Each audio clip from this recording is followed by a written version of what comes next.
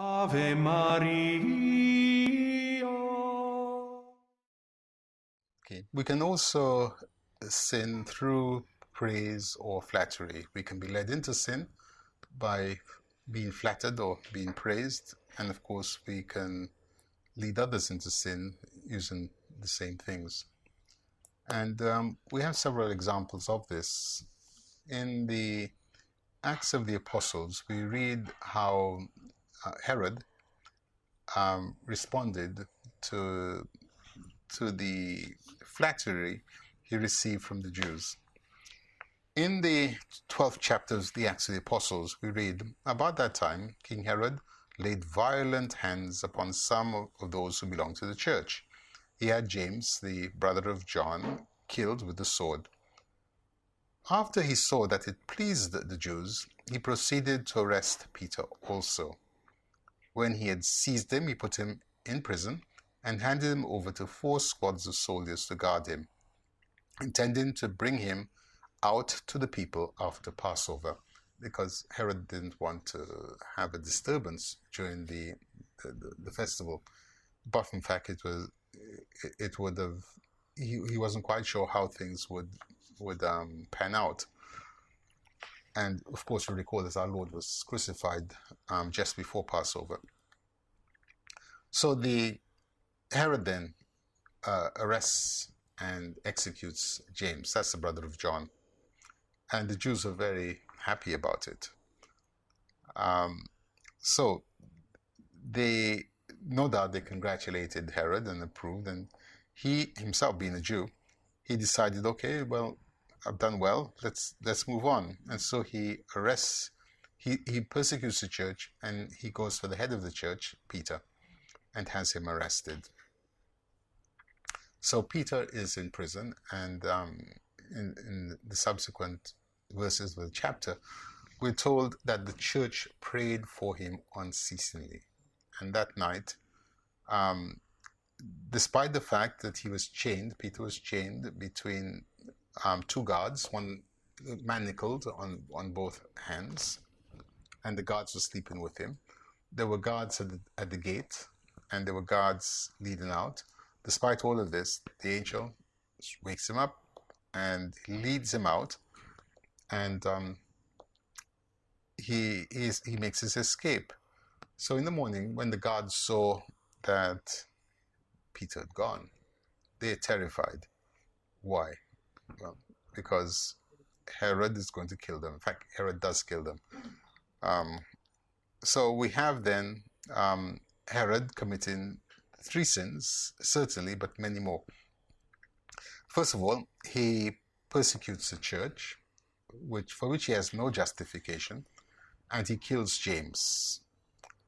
The second, he is pleased with the reaction that he gets. There's approval by some of the Jews. So then he proceeds to persecute the church even further, and in particular, he arrests Peter. And so we have here again someone who reacts because of the praise that he gets, and he does so to his own detriment, because once he's living on the adulation of the crowd, once he's susceptible to flattery, he's going to do more and more to obtain more and more praise, and that's exactly what he does. He sinned by the merciless persecution of the church, and also it built up his anger, and so anybody who opposed him was subject to his rage. And we're told again in the same chapter 12 of the Acts of the Apostles, from verse 16. Now, Herod was angry with the people of Tyre and Sidon. So they came to him in a body, and after winning over Blastus, the king's chamberlain, they asked for reconciliation, because their country depended on the king's country for food. So notice they win over the courtiers, so as to get a favorable hearing from the king. And they did so because they needed food. So on the appointed day, Herod put on his royal robes, took his seat on the platform, and delivered a public address to them. The people kept shouting after Herod had spoken, "The voice of a god and not of a mortal." And immediately, because he had not given the glory to God, an angel of the Lord struck him down, and he was eaten by worms and died. So he likes to be praised, to be approved of, and when the people blaspheme, and you must understand that these were probably pagans, because they're from Tyre and Sidon, and they said, "This is the voice of a god," referring to Herod, and not of a mortal. Herod was a Jew, and he should have known better, because he knew that there's only one God. And so instead of, even if he had been eloquent, he should have given thanks to God for what he had said and for the impression that he had made. Paul and Barnabas were in a similar situation when they went down to Ephesus, and where they had cured someone or cast out demons, I can't remember. And the people, when they saw this, they said, "The gods have come among us."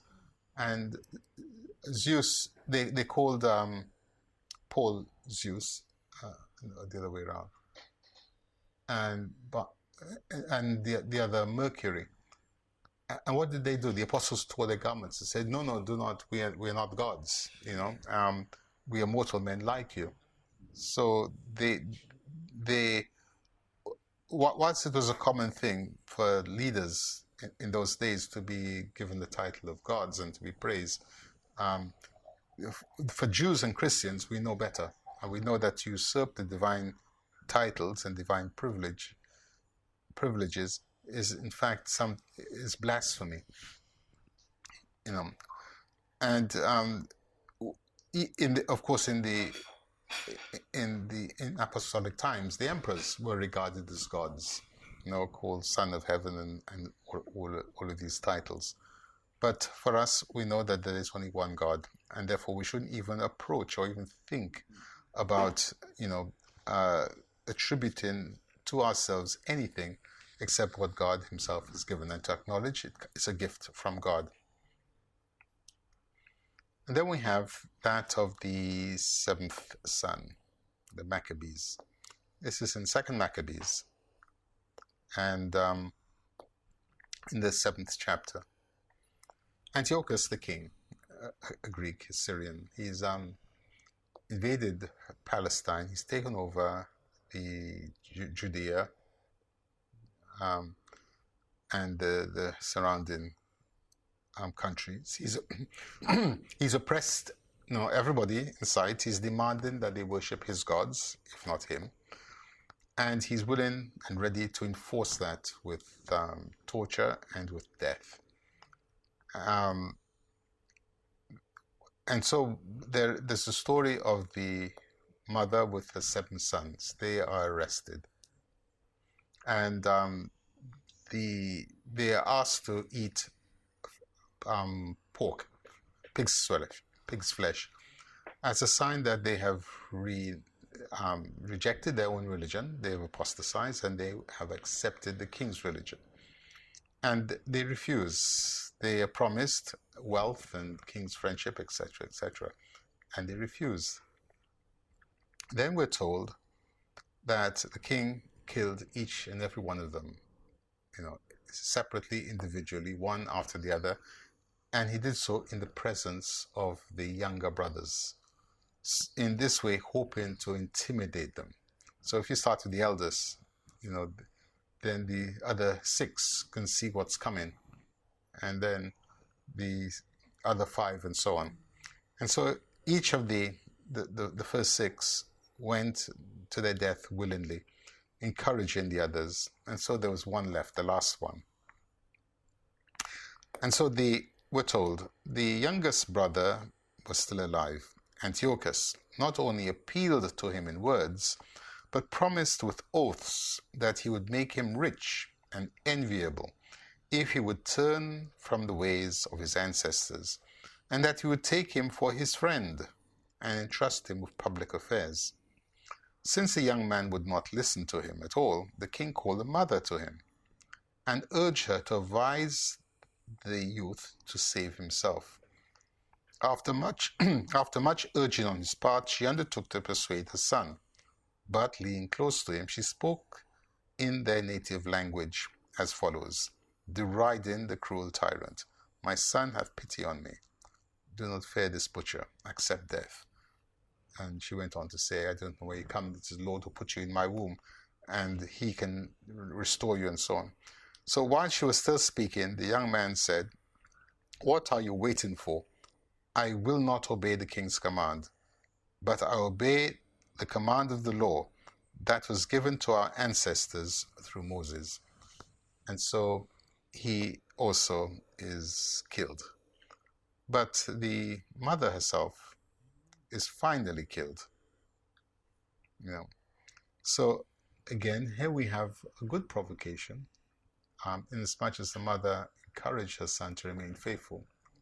She brought up the example of his brothers. She says, if you abandon the faith of our fathers, you will not join your brothers in the resurrection, and so on. Whereas the king also uses provocation and praise and flattery. Where he says, "You'll be my friend. I'll give you riches, your position, etc., etc." So we can't even begin to imagine the anguish that this family was going through. Eleazar had been killed previous to them, and they would well have been aware of it. But there was a great difference. Eleazar was 90 years old. He'd already lived his life. These were young men. They had the future ahead of them, a life of success, of pleasure, enjoyment. They had families. They could also have their own families. They could hope, for being the ancestors of the Messiah and so on. But they firmly believed in God, and they were willing to endure all torture rather than deny their faith. And we see the same spirit in the early Christian martyrs. I shouldn't say early Christian martyrs, in the Christian martyrs, because throughout the ages we have seen how the martyrs have refused to be intimidated, to be coerced by tyrants or kings or any anti-Catholic authorities. Again, we think of St. Thomas More. He was told, come with us, Thomas, for friendship's sake. All England respects you. You have nothing to lose. You have everything to gain. The king will be your friend. There's nothing he won't deny you. And Thomas remained firm. He would not agree.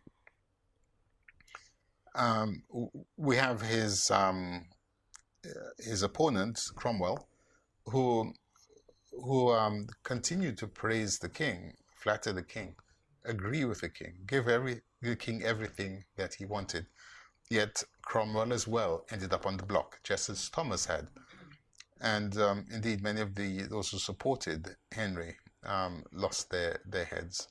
So there's no guarantee for any security in this world except death. That's the only thing we can be certain of.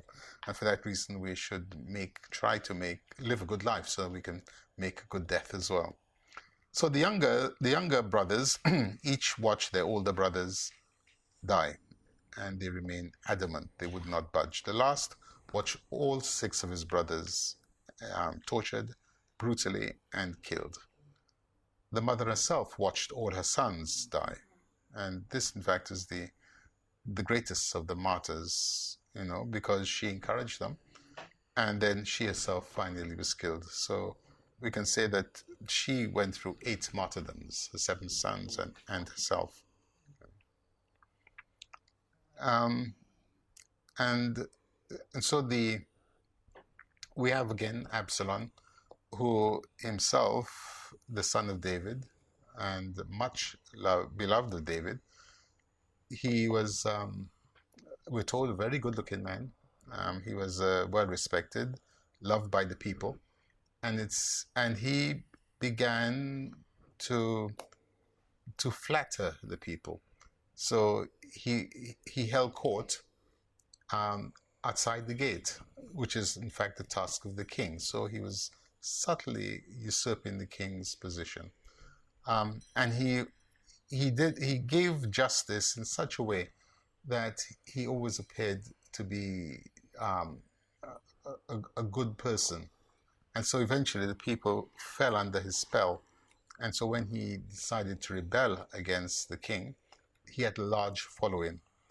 Um, and in fact, so great was the following that David had to escape from Jerusalem. And Absalom started essentially the civil war in the kingdom. Eventually, he was killed. How was he killed?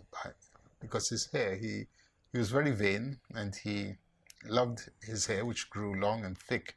And so whilst trying to escape, he got tangled in the tree by his hair. And the Joab, when he saw this, he killed him hanging there from the tree. And so, again, praise and flattery. Absalom is guilty for the blood, much blood that was shed. He instigated it by flattering the people. The people returned the compliment, and so the whole country is involved in sin. But we need to remember that that was part of the punishment for David's own sin. Today we have the same kind of thing happening, because the media always frequently portrays personalities, or whether of the screen, or whether footballers or whoever, and they are praised and flattered because of their lifestyle, and so they entice others to live a similar lifestyle. So they themselves are responsible for the sins even of the whole society, because they have encouraged it. So then, for our part, we need to be more discerning and to see sin for what it is, and to recognize it, and in this way to avoid it, and in so doing, save our souls for eternity. In the name of the Father, the Son, and of the Holy Spirit. Santa Maria.